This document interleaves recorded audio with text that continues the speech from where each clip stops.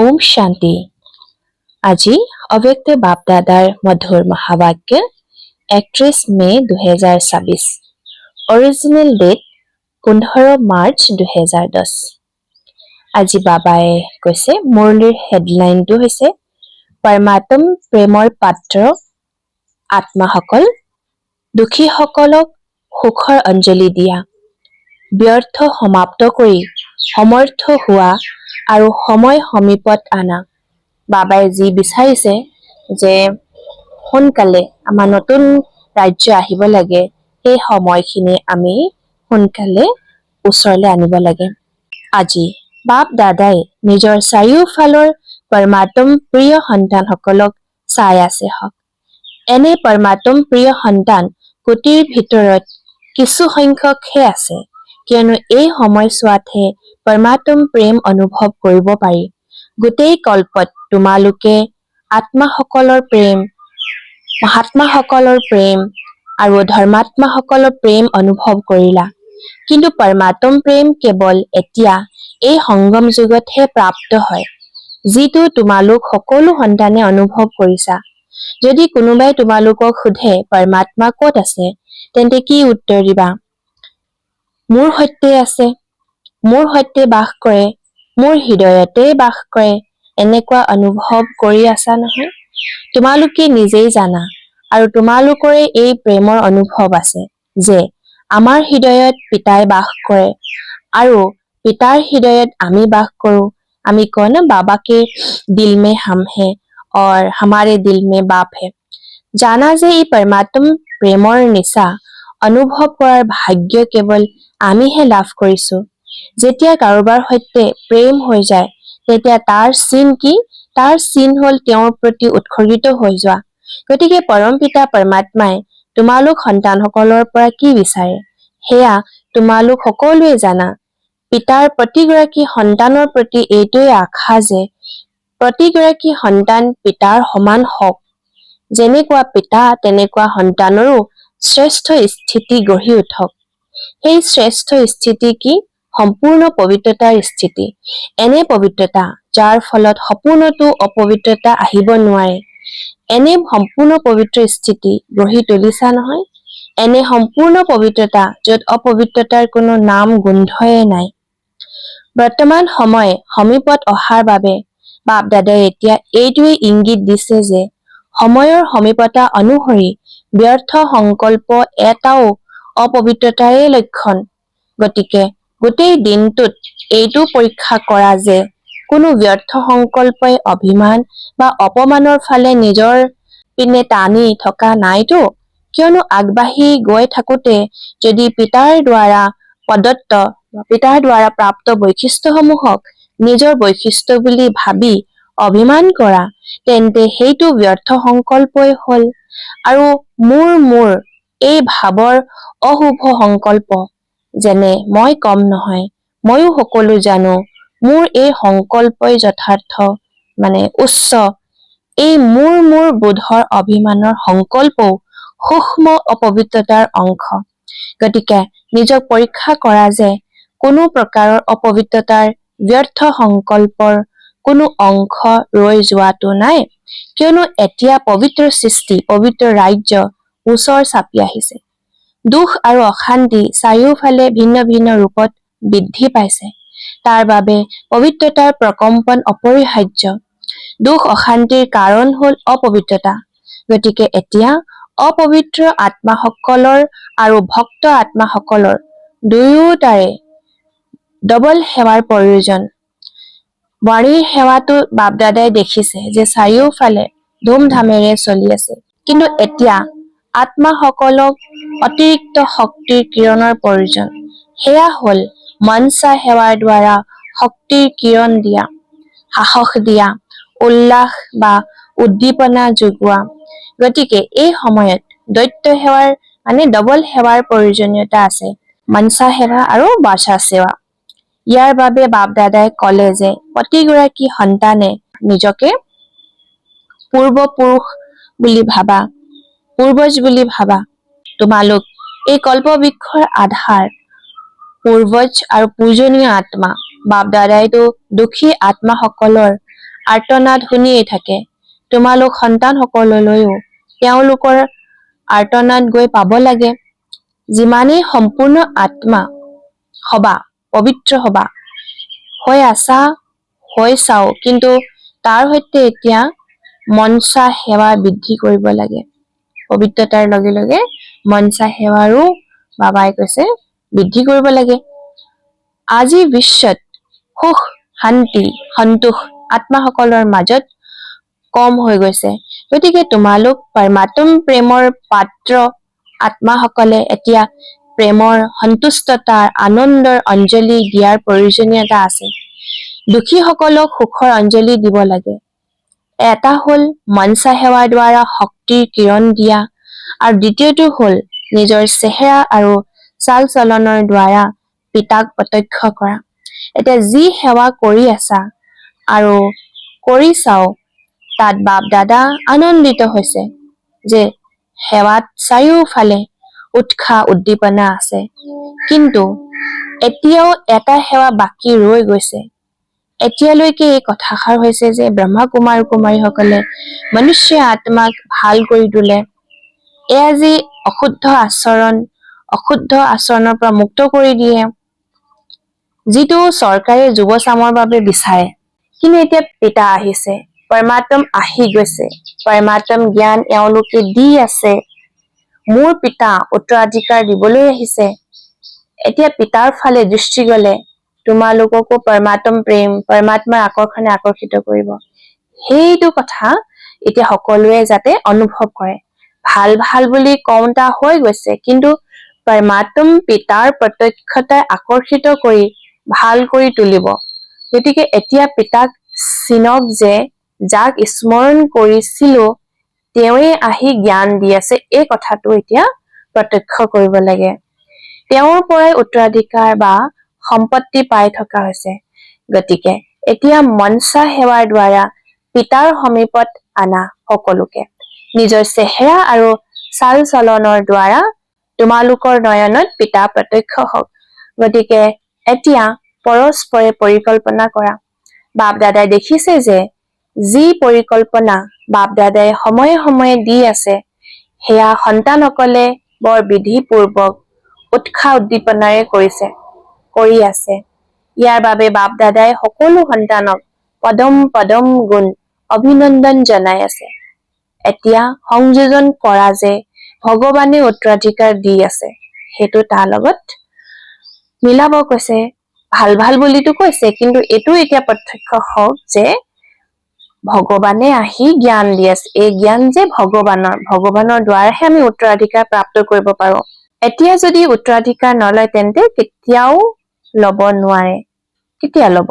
পিতাই দুখ অশান্তিৰ বায়ুমণ্ডল দেখি সন্তানসকলৰ ওপৰত দয়া উপজিছে। পিতা আৰু তোমালোকে জানা যে এয়াতো অতি লৈ যাবলৈ লাগে। অতি নহলে অন্ত নহয়। এনে সময়ত আত্মাসকলক এইটো অনুভৱ কৰোৱা, কেৱল শুনোৱা নহয়, অনুভৱ কৰোৱা যে ভগৱানে উত্তৰাধিকাৰ দি আছে। কাৰণ এতিয়া চাৰিওফালে দুখৰ অতি হৈছে, আৰু অতিটো হবই লাগিব। অতি নহলে অন্ত কেনেকৈ হব? কোনোৱে যিহেতু পিতাক জানে, তেন্তে চোৱা তোমালোক সকলোৱে পিতাক জানি কি কৰিলা? চিনি পালা, জানি ললা। গতিকে সন্তান হৈ উত্তৰাধিকাৰৰ অধিকাৰী হৈ গলা। এতিয়া উত্তৰাধিকাৰ হবলগীয়া আত্মাসকলৰ শাৰী লাগিব। মানে বাবাই কৈছে যে কিয় লাগিব এতিয়া? তো তাৰ কাৰণে বাবাই কৈছে বহুত সন্তান এতিয়াও ব্যৰ্থ সংকল্পৰ শাৰীতে লাগি আছে। কিয়, কি, কেনেকৈ? এতিয়া এই সমাপ্তিৰ সময় দিলে, কিন্তু ব্যৰ্থ সমাপ্ত হোৱা নাই। বাধা দিয়ে। যদি আমাৰ ব্যৰ্থ চলি থাকে তেনেহলে সমৰ্থ হোৱাত বাধা সৃষ্টি কৰে। ব্যৰ্থ সংকল্প সমাপ্ত কৰিবৰ বাবে চাৰিওফালৰ সকলো সন্তানকে সাহস দিছে যে এতিয়াৰে পৰা ব্যৰ্থ সমাপ্ত কৰি সদায় সমৰ্থ হোৱা আৰু সমৰ্থ কৰি তোলা। কেৱল বাৰ্তা বাহক হৈ নাথাকিবা, সমৰ্থ কৰা, সমৰ্থ হোৱা, সমৰ্থ কৰি তোলা। ব্যৰ্থৰ সমাপ্তি দিৱস উদযাপন কৰা। হব পাৰেনে? গতিকে বুজি পোৱানে যে ব্যৰ্থ সংকল্পই নিজৰো ক্ষতি সাধন কৰে। সময় নষ্ট কৰে, চেহেৰাত সদায় আনন্দময় আৰু সৌভাগ্যশালী হোৱাৰ অনুভৱ কমকৈ কৰায়। সেইবাবে এতিয়া সমাপ্তিৰ সময় সমীপত আনিব লাগে। কোনে আনিব? Question mark. তোমালোক নহয় জানো? যিসকলে বুজি পায় যে এতিয়া সমাপ্তিৰ সময় সমীপত আনিব লাগে, তাৰ বাবে ব্যৰ্থক সমাপ্ত কৰিবই লাগিব। কৰিব লাগে নহয়, কৰিবই লাগিব। সপোনতো যাতে নাহে, সংকল্পটো বাদ দিয়া। সপোনতো যাতে নাহে। যিসকলে নিজকে এনেকুৱা সাহসী সন্তান বুলি ভাবা, তেওঁলোকে হাত দাঙা। মনৰ হাত দাঙিছা নহয়? বাহুৰ হাত দাঙাটো বহুত সহজ, কিন্তু মনৰ হাত দাঙিছানে? যিসকলে মনৰ হাত দাঙিছা, তেওঁলোকে হাত দাঙা। মনৰ হাত। বাৰু, এতিয়া বাপ দাদাই সকলো সন্তানকে এইটো বৰদান দিছে যে তোমালোক সকলোৱে সন্তানক নতুন সৃষ্টিত 21 জন্মৰ বাবে সদায় সুখী হৈ থাকিবা। পৰিশ্ৰম কৰিব নালাগে। সৃষ্টিৰ আউল বাউলৰ পৰা বেমেজালিবোৰত পৰিব নালাগে। জীৱনত যি লাগে তন মন ধন সকলো পাই যাবা। শৰীৰ সুস্থ, মন সুস্থ আৰু ধন অপৰিসীম, এনেকুৱা তোমালোকৰ 21 জন্মৰ প্ৰাপ্তি। বাৰু, দিনৰ হিচাপত বহুত কথা সলনি গৈছে। চৰকাৰৰ নিয়ম কানুনবোৰ সলনি হবলগীয়া আছে। মানুহৰ বৃত্তিবোৰ সলনি হবলগীয়া আছে। গতিকে প্ৰত্যেকৰে জীৱনত ব্যৰ্থ কথাবোৰতো আহিবই। গতিকে ব্যৰ্থ সমাপ্ত কৰাৰ বাবে সমৰ্থ সংকল্পৰ প্ৰয়োজন। আৱৰ্জনা শেষ কৰিবলৈ শ্ৰেষ্ঠ সংকল্প লাগে। গতিকে দৈনিক মুৰলীত যি বৰদান বা শ্লোগান আহে, সেয়া শুনা। এই বৰদানেই হল শ্ৰেষ্ঠ সংকল্প। গতিকে ব্যৰ্থ সংকল্প আহে তেতিয়া মনক শ্ৰেষ্ঠ সংকল্পৰ প্ৰয়োজন হয়। মন খালী হৈ থাকিব নোৱাৰে। মনক কিবা নহয় কিবা সংকল্প লাগিবই। গতিকে ব্যৰ্থ অৰ্থাৎ আৱৰ্জনাক শ্ৰেষ্ঠ কৰাৰ বাবে তোমালোকক এই বৰদান আৰু শ্লোগান আদিৰ শব্দ মনটোক সলনি কৰিব লাগিব। দ্বিতীয়তে, যেতিয়া ৰাতিপুৱা চকু মেলা, তেতিয়া প্ৰথমে শিৱ বাবাক সুপ্ৰভাত জনোৱা। কৰিব পাৰিবানে? চোৱা, পাৰিবা। গোটেই দিনটোত যদি কাৰোবাৰ ভাল মুখখন ৰাতিপুৱা দেখা যায়, তেন্তে কোৱা হয় গোটেই দিনটো ভালকৈ পাৰ হয়। আৰু যদি কোনোবা বেয়া দেখা কাৰোবাক, তেন্তে কি হয়? কয় যে গম নাপাও কাৰ মুখ দেখিলো, এই গোটেই দিনটোৱে আজি বেয়া গল। তেন্তে সকলোতকৈ উত্তম বা ভাল কোন? শিৱ বাবা। শিৱ বাবাৰ সৈতে প্ৰেম আছে নহয়। গতিকে চকু মেল খালেই শিৱ বাবা, সুপ্ৰভাত, গুড মৰ্ণিং বাবা, আৰু চকু বন্ধ কৰোতে অৰ্থাৎ ৰাতি যেতিয়া বিচনালৈ যাবা, তেতিয়া শিৱ বাবা, গুড নাইট। এয়াতো সহজ হয় নহয়। তেতিয়া উৰে দিনটো তোমালোকৰ ভাল হব। কাৰণ শুভ সংকল্পও লৈ ললা নহয়, বৰদানো শুনি ললা। গতিকে এনেকুৱা কৰিবা। তোমালোকৰ প্ৰতি বাপ দাদাৰ প্ৰেম আছে। তোমালোকৰ প্ৰতি বাপ দাদাৰ প্ৰেম আছে। এনেকুৱা কৰিলে তোমালোক আৰু আগবাঢ়ি যাবা। নিজৰ এই জীৱনটো আনন্দৰ অনুভৱ কৰিবা। কেতিয়াও দুখৰ ঢৌ নাহিব। মঞ্জুৰ আছেনে? আৰু সহজ যোগী হোৱা। বাছ, মই আত্মা, শিৱ বাবাৰ সন্তান। বাছ, এয়াই সহজ যোগী। চলোতে ফুৰোতে বা কাম কৰি থাকোতে এইটো স্মৰণ কৰা যে মই আত্মা, শিৱ বাবাৰ সন্তান। এয়াতো স্মৰণ কৰিব পাৰা নহয়, বৰ ভাল কথা। তোমালোক সকলো যিসকল উত্তৰাধিকাৰী হোৱা আৰু উত্তৰাধিকাৰী হবলগীয়াও আছা, যিসকলে নিজক বাপ দাদাৰ দৃঢ় উত্তৰাধিকাৰী বুলি ভাবা, তেওঁলোকে হাত দাঙা। উত্তৰাধিকাৰী হোৱা নে? VIP সকলেও হাত দাঙিছে। হাত চাপৰিটো বুজোৱা। বাৰু, এতিয়া উত্তৰাধিকাৰী গুণ সম্পন্ন সকলে আজি এই সংকল্প নিজৰ মাজত দৃঢ় কৰিবা। বাপ দাদাৰ আগত এইটো সংকল্প কৰিবা যে আমি এতিয়াৰে পৰা ব্যৰ্থ সংকল্প সমাপ্ত কৰিহে শান্ত হম। মঞ্জুৰ আছেনে? মঞ্জুৰ? যদি আছে তেন্তে হাত দাঙা। দুটা কাম আছে, এটা হ'ল সদায় সমৰ্থ হোৱা আৰু দ্বিতীয়টো হ'ল সমৰ্থ সময়ে সমীপত আনা। কিয়নো বাপ দাদাৰ ওচৰত মিনতি বা কাটৰোক্তি আৰু দুখৰ হুমুনিয়া বৰকৈ শুনা পোৱা যায়। তোমালোকৰ ওচৰত কিয় শুনা নাযায় বাৰু?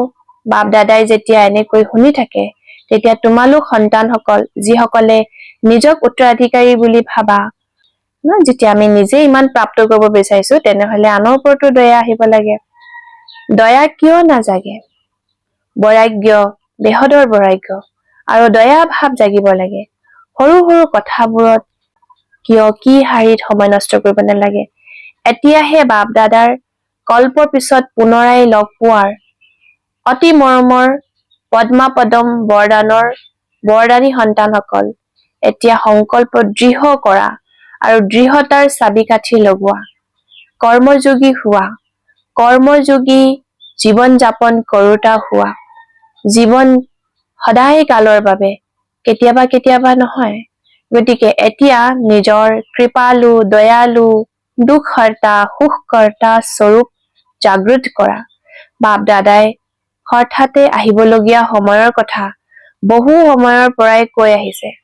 গতিকে অকস্মাতে অহা সময়ৰ পূৰ্বে ভক্তসকলৰ কাটৰোক্তি পূৰণ কৰা, ভক্তসকলৰ যি চিঞৰ পুকাৰ, দুখীসকলৰ দুখৰ শব্দটো শুনা। এতিয়া সৰু বৰ প্ৰত্যেকে নিজক বিশ্বৰ দুখ পৰিৱৰ্তক কৰি সুখৰ সৃষ্টি আনোতা দায়িত্বশীল বুলি নিজকে ভাবা। বাপ দাদাৰ এই অহা যোৱাও বাৰু কেতিয়ালৈকে? সেইবাবে সকলো অকস্মাতে হবলগীয়া আছে। গতিকে এতিয়া উত্তৰাধিকাৰী গুণ সম্পন্ন হৈ উত্তৰাধিকাৰ প্ৰাপ্ত কৰোৱা, দয়াশীল হোৱাৰ ভূমিকা পালন কৰা। এনেকৈ নাভাবিবা যে কেতিয়ালৈকে হব, অকস্মাতে হব। সেইবাবে ব্যৰ্থ সংকল্প সমাপ্ত কৰিবই লাগিব। হব লাগে নহয়, কৰিবই লাগিব। বাপ দাদাই ফলাফল দেখিলে, সকলোৰে কৰ্মৰ প্ৰতি পৰীক্ষা কৰিলে, পুৰুষাৰ্থৰ গতি পৰীক্ষা কৰিলে, ভঁৰালত জমা হোৱাৰ খতিয়ান বা পুঞ্জী পৰীক্ষা কৰিলে। বাবাই দেখিলে যে জমা কৰা পুৰুষাৰ্থ বৰ ধুনীয়াকৈ কৰে, কিন্তু যি জমা কৰিছা তাত শতাংশৰ ভিন্নতা আছে, সমান নহয় সকলোৰে। যিমান ভাবা যে জমা কৰিলো, জমাটো হয়, কিন্তু শতাংশৰ হেৰফেৰ আছে। অলপ জমা হয়, সদায় কালৰ বাবে জমা নহয়। যিমান কৰা তাৰ তুলনাত সদায় কালৰ বাবে জমা হোৱাত পাৰ্থক্য থাকে। সেইবাবে বাপ দাদাই এতিয়া একোটা কথাত দৃঢ় সংকল্প কৰায়। ক্ৰোধৰ ওপৰত কৰালে, যাতে মনেৰেও কাৰোৰ প্ৰতি অস্থিৰ নহয়, কিয় কি যাতে নহয়। কিন্তু মুখেৰে কোনোৱে নিয়ন্ত্ৰণ ভালকৈ কৰিছে, কিন্তু মনৰ ভিতৰত অলপ অলপ চলি থাকে। মচি পেলাবৰ বাবে চেষ্টা কৰি আছে। তথাপিও বাপ দাদা আনন্দিত হয় যে মনোযোগ দিছে, বুজিবলৈ লৈছে যে ইয়াত মোৰেই ক্ষতি। যদি ক্ৰোধ কৰে বা বিভিন্ন ধৰণৰ যদি বিকাৰ আহে, তেন্তে এতিয়া বুজি পাইছে যে তাৰ পৰা আমাৰ নিজৰে ক্ষতি। বাৰু এতিয়া চাৰিওফালৰ পৰমাত্ম প্ৰেমী সন্তানসকলক, যিসকল সদায় পিতাৰ প্ৰেমত উৰি থাকে, তীব্ৰ পুৰুষাৰ্থী আৰু সেৱাত নিৰ্বিঘ্ন সঁচা সেৱাধাৰী, এনেকুৱা চাৰিওফালৰ সন্তানসকলক বাপ দাদাইও চাই আছে। লগতে দূৰৈৰ সকলকো চাই আছে। আৰু ইয়াত শান্তিবনতো যিসকলে ঠায়ে ঠায়ে পৰ্দাত চাই আছে, শুনি আছে, সেই সকলো সন্তানকে বাপ দাদাই সদায় আনন্দিত হৈ থকা আৰু আনন্দ বিলোৱা, এইটো বৰদান দি আছে। আনন্দময় চেহেৰা, তোমালোকৰ চেহেৰা কোনোবাই চালেই যাতে সেই চেহেৰা দেখি আনন্দিত হৈ যায়। যেনেকুৱাই নহওক কিয়, তোমালোকৰ আনন্দময় চেহেৰা দেখি তেওঁ নিজেও যাতে আনন্দিত হৈ যায়, এইটো বৰদান চাৰিওফালৰ সন্তান বা যিসকল সন্মুখত বহি আছে, তেওঁলোক সকলোৰে বাবে এটা বৰদান। কেতিয়াও যাতে চেহেৰা জয় পৰি নাযায়, মানে মূৰ্ছা নাযায়। যদি তোমালোক জয় পৰি যোৱা, হতাশ হৈ যোৱা তেন্তে বিশ্বৰ অৱস্থা কি হ'ব? তোমালোক সদায় আনন্দময় চেহেৰা আৰু আনন্দময়ত চলনত থাকিব লাগে আৰু আনকো তেনেকৈ ৰাখিব লাগে। এনেকুৱা সকলো তীব্ৰ পুৰুষাৰ্থী সন্তানক বাপ দাদাৰ স্নেহপূৰ্ণ স্মৰণ আৰু মৰমৰ সন্তানসকলক নমস্কাৰ। এনেকুৱা বনাওতা বাপ দাদাক আমাৰ সকলোৰে ইয়াত বিয়াৰ গুড মৰ্ণিং, নমস্কাৰ, শুক্ৰিয়া বাবা, শুক্ৰিয়া। আজিৰ বৰদানটো হ'ল নিজৰ নিজৰ স্থিতিৰ দ্বাৰা পিতা আৰু শিক্ষকৰ চেহেৰা প্ৰত্যক্ষ কৰোতা অনুভৱী মূৰত ভৱ। নিজৰ যি স্থিতি তাৰ দ্বাৰা বাবাক মানে শিক্ষকৰ চেহেৰা প্ৰত্যক্ষ কৰোতা অনুভৱী মূৰত ভৱ। ইয়াৰ সাৰাংশ হৈছে নিজৰ আচল অৱস্থাত স্থিৰ হৈ থকা। এয়াই স্মৃতিৰ যাত্ৰা। যি হওঁ, যাৰ হওঁ, যেনেকুৱাই হওঁ, তাত স্থিত হৈ এইটো আচল স্বৰূপত নিশ্চয়তা আৰু বিজয়ৰ স্মৃতিৰে সদায় নিচা বা আনন্দৰ স্থিতিৰ সাগৰত সাঁতুৰি থকা। যিহেতু সুখদাতাৰ সন্তান হোৱা, তেন্তে দুখৰ ঢৌ কেনেকৈ আহিব পাৰে? সৰ্বশক্তিমানৰ সন্তান শক্তিহীন কেনেকৈ হ'ব পাৰা? এইটো অৱস্থাৰ অনুভৱত থাকা। তেতিয়া তোমালোকৰ মূৰ্তৰ দ্বাৰা পিতা তথা শিক্ষকৰ স্বৰূপ আপোনা আপুনি প্ৰত্যক্ষ হ'ব। আজিৰ শ্লোগানটো হ'ল সত্যবাদী সেইজন যাৰ চেহেৰা আৰু চাল চলনত দিব্যতা আছে। সত্যবাদী সেইজন যাৰ চেহেৰা আৰু চাল চলনত দিব্যতা আছে। ওম শান্তি। আজি অব্যক্ত ইংগিত মহান হ'বলৈ মধুৰতা আৰু নম্ৰতাৰ গুণ ধাৰণ কৰা। যেতিয়া তোমালোক সন্তানসকলে নিজৰ এই ভ্ৰুকুটিৰ আসনত অকাল মূৰত হৈ স্থিৰ হৈ থাকিবা, তেতিয়া একৰছ স্থিতিৰ আসনত আৰু বাপ দাদাৰ অন্তৰাবাসত বিৰাজমান হ'ব পাৰিবা। মানে দিলকে আসন পে, অন্তৰাসনত মানে দিলৰ আসনত। যেতিয়া এই দৈবী সংগঠনৰ মূৰ্তৰ একৰছ স্থিতি প্ৰত্যক্ষ ৰূপত সাক্ষাৎকাৰ হ'ব, তেতিয়া বাপ দাদাৰ প্ৰত্যক্ষতাৰ সমীপত আহিব আৰু ইয়াৰ কাৰণে প্ৰত্যেকেই বাপ দাদাৰ সংস্কাৰসমূহৰ সমান হ'ব লাগিব, বাবাৰ সমান হ'ব লাগিব। ওম শান্তি, ওম শান্তি।